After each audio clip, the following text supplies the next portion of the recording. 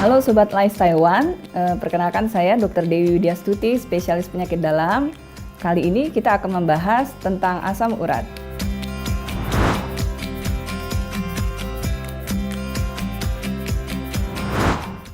Asam urat itu adalah suatu kondisi di mana kadar dalam darah kita tinggi purin.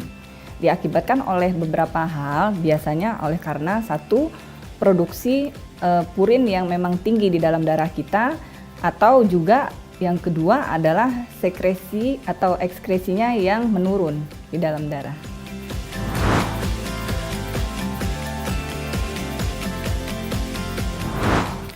Di antara gejala asam urat yang bisa dialami oleh setiap orang, di antaranya adalah yang pertama, mungkin dia merasakan nyeri di bagian persendian. Yang kedua, bisa disertai dengan bengkak di bagian persendian yang terkena, atau bahkan juga bisa tanpa gejala sama sekali.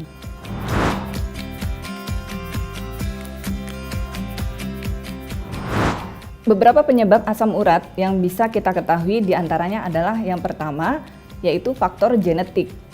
Faktor genetik di sini biasanya diturunkan oleh kedua orang tua. Hal yang paling penting harus kita pahami bahwa faktor genetik di sini bisa terjadi karena suatu mutasi gen. Di antaranya salah satunya adalah mutasi gen APOB. Yang kedua adalah akibat dari tinggi purin dalam makanan kita. Beberapa makanan yang mungkin bisa kita hindari untuk mencegah diet tinggi purin adalah yang pertama, sayuran bayam. Nah, itu di situ tinggi purin.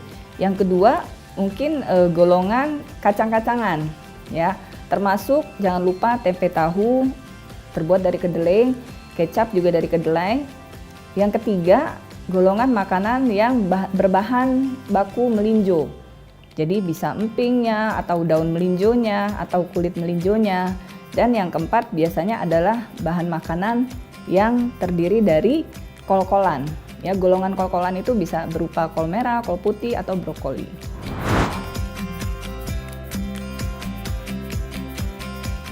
Untuk kadar asam urat dalam darah yang normal bisa kita bedakan berdasarkan jenis kelamin.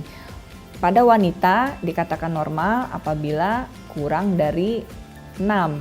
Nah, pada pria dikatakan kadar asam uratnya normal apabila kadar asam urat dalam darahnya kurang dari 7.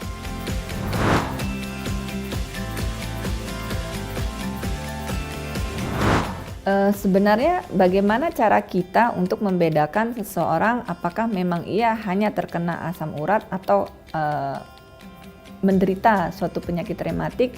Memang tidak sesederhana itu. Untuk pemeriksaan seseorang yang menderita penyakit rematik itu bisa kita lakukan pemeriksaan yang lebih mendalam dengan mengecek laborat darah yang lainnya.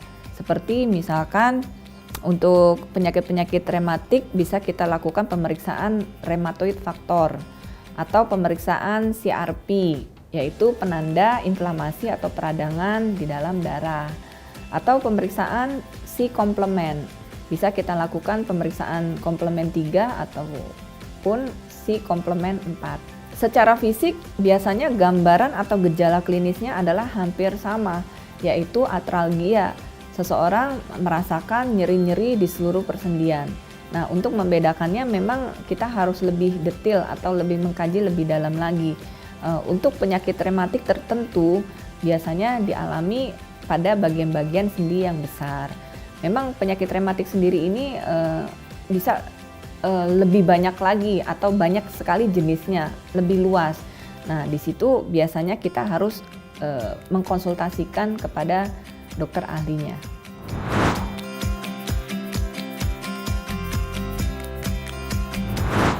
Cara mencegah asam urat, beberapa diantaranya yang bersifat non-farmakologis itu bisa, yang pertama adalah penurunan berat badan. Yang kedua bisa juga untuk menurunkan diet rendah purinnya. Jadi kita bisa berpantang makanan yang saya sebutkan tadi untuk mengurangi kadar purin di dalam darah. Atau cara lainnya adalah dengan melakukan aktivitas fisik atau olahraga. Saya Dr. Dewi Widyastuti, spesialis penyakit dalam, dan bila ada pertanyaan yang ingin Anda ajukan, bisa dituliskan di bawah kolom komentar. Terima kasih.